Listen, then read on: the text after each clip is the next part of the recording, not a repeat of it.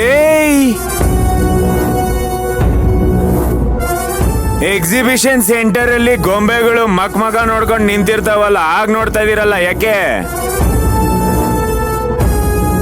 ನಾನ್ ಕೇಳಿದ್ ಕೇಳಿಸ್ತಿಲ್ವಾ? ಕೇಳಿಸ್ತೋ ಅಣ್ಣ. ಅಂದ್ಮೇಲೆ ಗೀಸರ್ ರಿಪೇರಿ ಮಾಡೋರಿಗೆ ಏನಾದ್ರೂ ಹೇಳಿದ್ಯಾ ಅಂತ ನನಗೆ ಕಾಲ್ ಮಾಡ್ದೆ?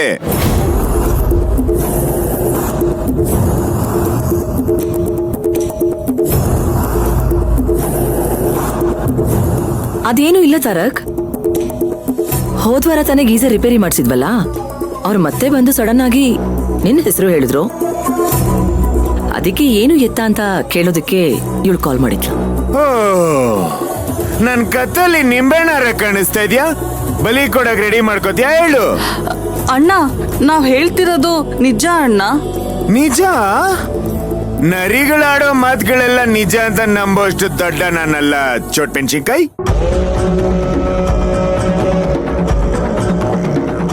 ನೀವಿಬ್ರು ನಡ್ಕೋತಿರೋದು ನೋಡ್ತಿದ್ರೆ ಈ ಸಿಂಗಾರಿ ಮನೇಲಿ ಇಲ್ದೇ ಇರೋದಕ್ಕೂ ನಿಮಗೂ ಏನೋ ಸಂಬಂಧ ಇದೆ ಅಂತ ನನಗನ್ನಿಸ್ತಿದೆ.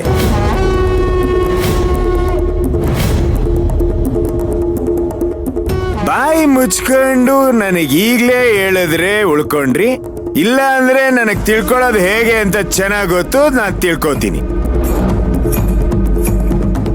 ಹೇಳಲ್ವಾ?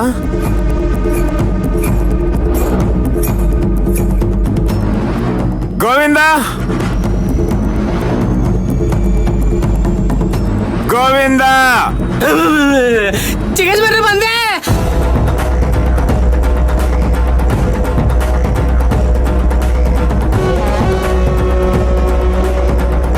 ಇಲ್ಲಿ ಇಲ್ಲಿ ಇಲ್ಲಿ ನಾನು ಮಧ್ಯಾಹ್ನದಿಂದ ಇಲ್ಲಿವರೆಗೂ ಈ ಮನೇಲಿ ಏನೇನ್ ನಡೀತೋ ಅದ್ರದ್ದು ಡೀಟೇಲ್ ವರ್ಷನ್ ಬಿಡು.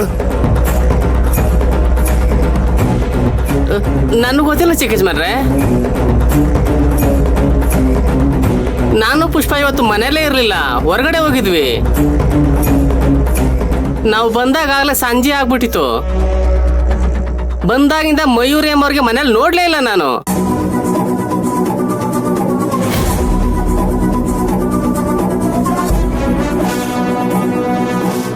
ಅಂದ್ರೆ ಈ ಮನೇಲಿ ನಿಮ್ಮ ಅಪ್ಪ ಅಮ್ಮನೂ ಇರ್ಲಿಲ್ಲ, ನಾನು ಇರ್ಲಿಲ್ಲ, ಗೋವಿಂದ ಪುಷ್ಪನೂ ಇರ್ಲಿಲ್ಲ. ಒಳ್ಳೆ ಟೈಮ್ ನೋಡ್ಕೊಂಡು ಯಾರು ಇಲ್ದಿರ್ಬೇಕಾದ್ರೆ ನನ್ನ ಹೆಂಡತಿ ಟಾರ್ಚರ್ ಕೊಟ್ಟು ಈ ಮನೆಯಿಂದ ಹೊರಗಡೆ ಕಳ್ಸಿದೀರ. ಇದೇ ತರ ಸತ್ಯ.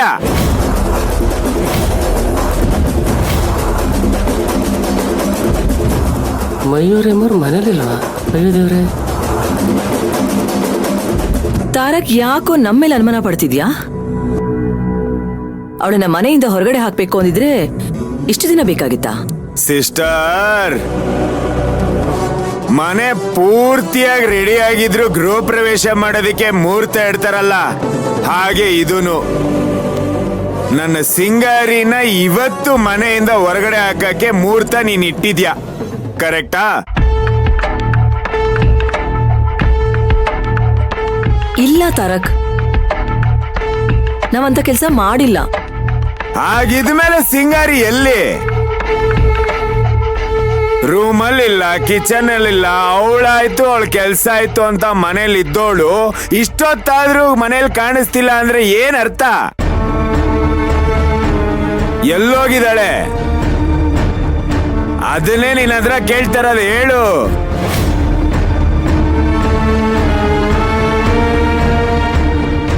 ಸಿಸ್ಟರ್, ನಿನ್ನನ್ನೇ ಕೇಳ್ತಾ ಇರೋದು, ಏನಾಯ್ತು ಹೇಳು.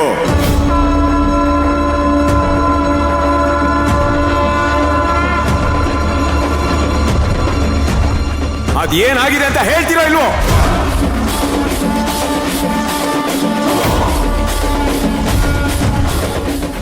ತಾರಕ್, ಅದು ನಾನು ಮೊಮೆಲ್ಲ ಹೊರಗಡೆ ಹೋಗಿದ್ವಿ.